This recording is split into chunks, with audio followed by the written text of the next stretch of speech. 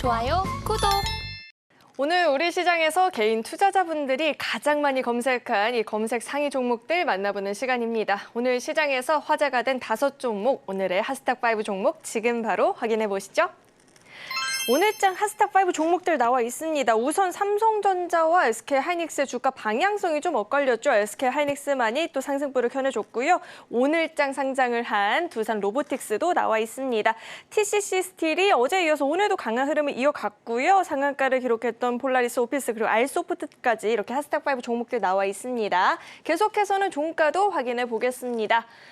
종가 기준으로는 폴라리스 오피스가 상한가 마감을 보였고요. 두산 로보틱스가 종가 기준으로는 97% 넘는 시세를 분출을 하면서 마감이 됐습니다. SK하이닉스가 4% 넘는 상승을 보였고요. 알소프트가 21%대의 시세를 분출하면서 종가 형성이 되었습니다. 계속해서는 장중의 주가 흐름도 살펴보도록 하겠습니다. 먼저 SK하이닉스 살펴볼 텐데요. 다음 주면 또 삼성전자의 3분기 잠정 실적 발표도 전망이 되고 있는 상황인데요.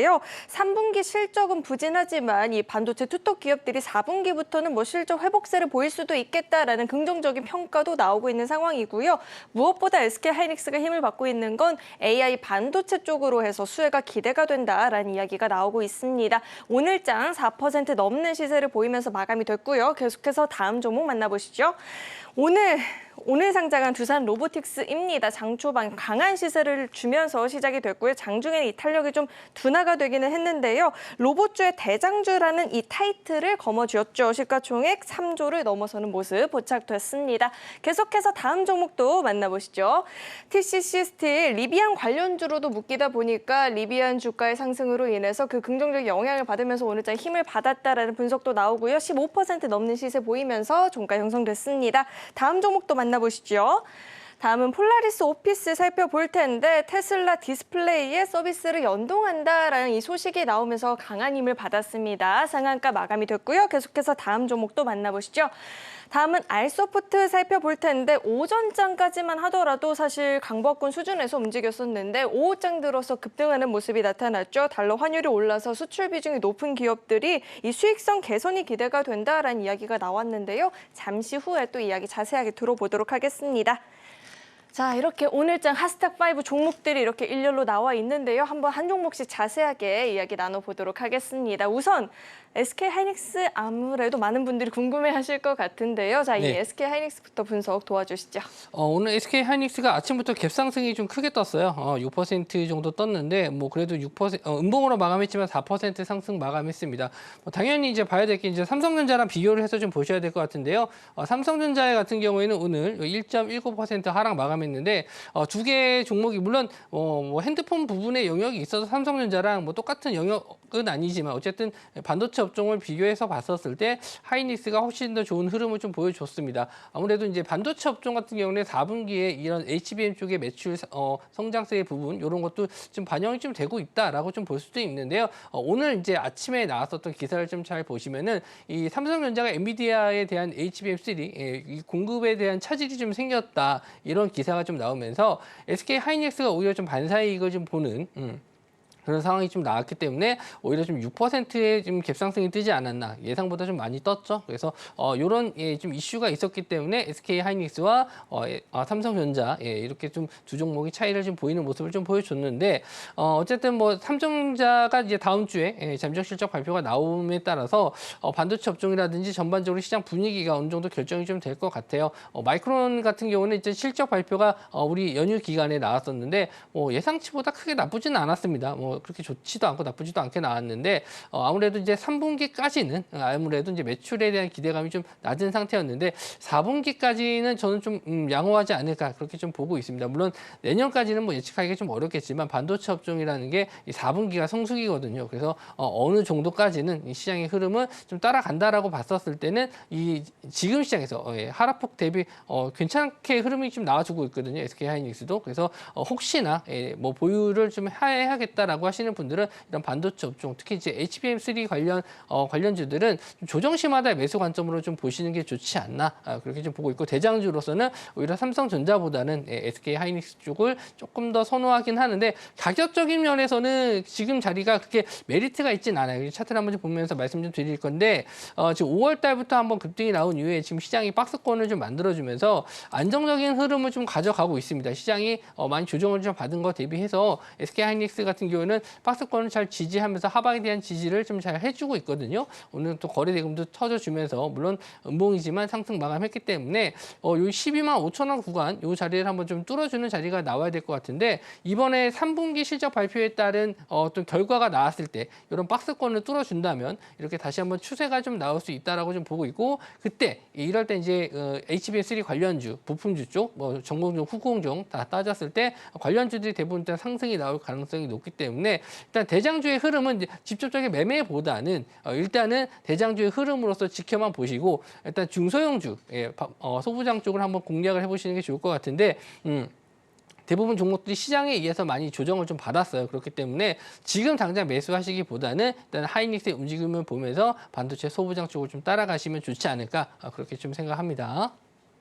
네, 3분기 잠정 실적 발표 이후에 주가 흐름을 잘 쫓아가 봐야 될 것 같고요. 계속해서 스택5 종목들 자세하게 이야기 나눠보도록 할 텐데, 오늘 상장한 종목입니다. 두산 로보틱스, 공모가 대비해서 4배 이상 오를 수 있을까 그 기대감이 몰렸었는데, 아쉽게도 4배 이상 오르는 모습은 나타나지 않았지만 그래도 시가총액 3조 원을 넘어섰다라고 하는데요. 이 종목은 저희가 어떻게 분석해보면 좋을까요?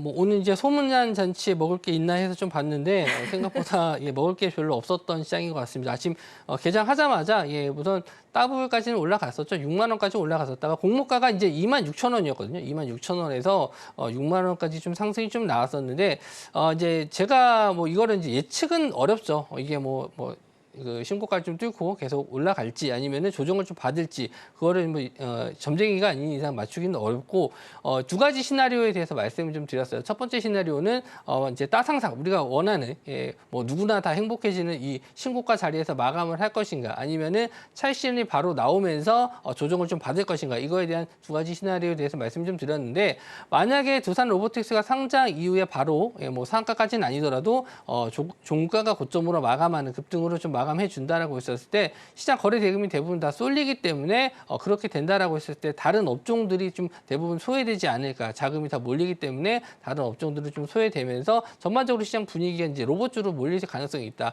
그래서 이제 로봇주를 두산 로보틱스를 매수하지 못한 물량들이 다른 로봇주로 좀 퍼질 수 있다. 이렇게 좀 말씀 좀 드렸고, 두 번째 같은 경우는 재료 소멸에 대한 부분을 말씀 좀 드렸어요. 이게 상장을 하고 나서 실제로 이제 상승하지 못하고 조정을 좀 받고 시가 자리를 이탈하는 흐름이 나왔을 때는 오히려 좀 빠르게 차익 실현이 나올 수 있다. 이미 좀 공모 청약을 해서 받으신 분들도 있고, 상장 전부터 보유하신 분들이 차익 실현이 나올 수 있는데, 그런 분들은 언제 차익 실현을 해도 이제 상관이 없으니까 그런 흐름을 좀 보고 좀 대응을 해보자, 이렇게 좀 말씀 좀 드렸는데, 시장에 대해서는 일단 지수도 빠지고 종목도 빠지는 이런 최악의 상황이 좀 나왔는데, 일단 결과론적으로 봤었을 때는 저는 일단은 당분간은 좀 반등이 좀 재료 소멸에 의해서 좀 어렵다라고 보고 있어요. 차트적인 면을 봤었을 때도 오늘 좀 저점을 좀 깨면서 막판에 좀 올라가는 모습을 좀 보여줬는데, 일단 두산 로보틱스 같은 경우는 분봉으로밖에 좀 볼 수가 없기 때문에 말씀드리기가 좀 그렇고, 오늘 전반적으로 로봇주들이 다 대부분 조정을 좀 받았습니다. 특히 두산 같은 경우에는 지주회사 역할을 했었는데 차익 실현이 좀 나오면서 두산이 오늘 좀 급락이 나왔어요. 그래서 이런 부분은 좀 다음에 좀 매매하셨을 때 좀 보시는 게 좋은 게,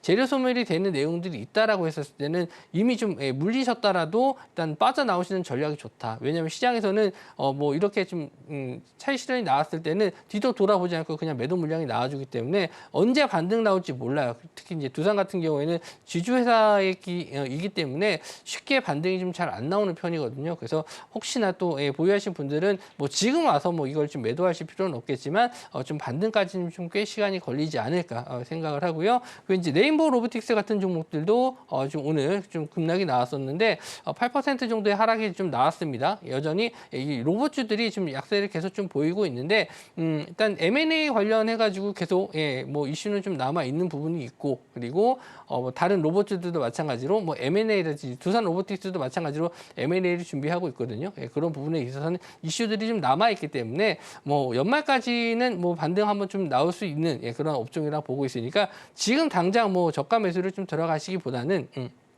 하방에 대한 지지, 뭐 레인보우 로보틱스 같은 경우는 이렇게 상승했었던 구간들, 요 구간이 거의 12만 원 정도 되거든요. 그래서 이런 구간 정도 왔었을 때 한번 지지가 나오는지 가격적인 부분에서 급하게 매매하실 필요 없다라고 말씀 좀 드렸죠. 이런 가격이 안 내려오면은 일단은 좀 관망하시는 것도 좋다. 그래서 보유하신 분들 입장에서는 당분간은 조금 쉽지 않은 시장인데 좀 가격적인 메리트가 지금 내려왔을 때는 신규 매수자분들을 한번 좀 노려보셔도 로봇주들은 좋지 않을까 이렇게 좀 보고 있습니다.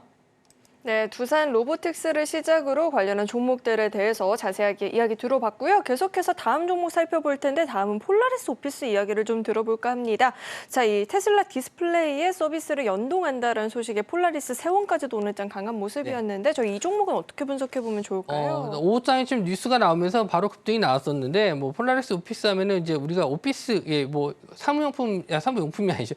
프로그램 업무 프로그램 쓰시는 분들은 대부분 한 번씩은 다 써보셨을 것 같아요. 근데 테슬라 디스플레이 전면에 이제 디스플레이가 있는데 거기에 이제 서비스를 연동하면서 문서 작업을 할 수 있다라고 하는 건데 실질적으로 그거를 뭐 많이 쓸 것 같지는 않아요. 운전하면서 그걸 굳이 태블릿 PC를 써도 되고 핸드폰을 써도 되고 아니면 노트북 뭐 이런 걸 써도 되는데 뭐 테슬라라는 이름이 좀 붙었기 때문에 오늘 좀 급등이 나온 것 같고요. 오늘 거래 대금도 300억 정도밖에 안 터졌어요. 그러니까 원래 이 종목이 거래 대금 터졌을 때는 뭐 1000억 이상도 나와주는 종목인데 오늘은 좀 오후장에 뉴스가 나왔기 때문에 단기적인 그래서 내일 아마 갭상승이 떴었을 때 아마 차익 실현 나오면서 밀릴 가능성이 좀 높다라고 좀 보거든요. 근데 뭐 원체 지금 테슬라 주가가 연동되는 부분이 있을 것 같기 때문에 오늘 만약에 미국장에서 테슬라가 상승 마감한다라고 했을 때는 내일 한 번 정도 더 상승을 좀 기대해 볼 수 있겠지만 테슬라 주가가 조정을 좀 받았을 때는 갭상승한 이후에 좀 조정받을 가능성도 있으니까 그런 부분 이게 길게 볼 이슈는 아닌 것 같고요.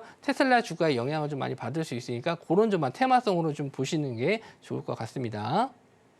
네, 테슬라의 주가 흐름까지도 잘 체크를 해봐야 될 것 같고요. 계속해서는 알소프트 이야기를 좀 들어볼까 합니다. 오후장에 갑자기 또 반짝 시세를 보여줬던 종목인데요. 이 종목은 저희가 또 어떻게 분석을 해봐야 될까요? 네, 오늘 좀 이슈가 나왔었던 내용 중에서도 일단 뭐 엔비디아와 NTT 요 기업과 한번 뭐 이슈가 됐었는데 요 기업이 이 폴라리스 알서포트의 지분을 한 15% 정도 갖고 있었어요. 그래서 이슈가 돼서 좀 올라갔었는데 뭐 그 전에도 이제 차트적으로 봤었을 때 뭐 이슈가 좀 됐었던 이 이슈가 아니고 다른 이슈들로 계속 상승이 좀 나왔었던 종목이라서 좀 끼가 있는 종목이다 이렇게 좀 볼 수 있거든요. 근데 뭐 이 종목도 지금은 저점에서 거래 대금이 좀 많이 터졌기 때문에 지금은 일단 조정 시에는 매수 관점 한 번 정도 더 상승은 가능하다 이렇게 좀 보고 있는 게 거래 대금이 저점에서 좀 많이 터졌어요. 그래서 여기 정고점 자리 한 4,500원까지는 아직 뭐 돌파가 안 나왔는데 만약에 제가 한 4,000원 정도까지 라인을 좀 잡아드릴 텐데 요 자리만 안 깨지고 잘 유지해 준다라고 했었을 때는 다시 한번 재상승이 정고점 자리 뚫어주는 상승도 기대해 볼 수 있는 종목이다. 하지만 길게 보시는 종목이 아니고 단기적인 이슈로만 좀 보시는 게 좋다. 이렇게 좀 말씀 좀 드리고 마무리 좀 지을게요. 좋아요, 구독!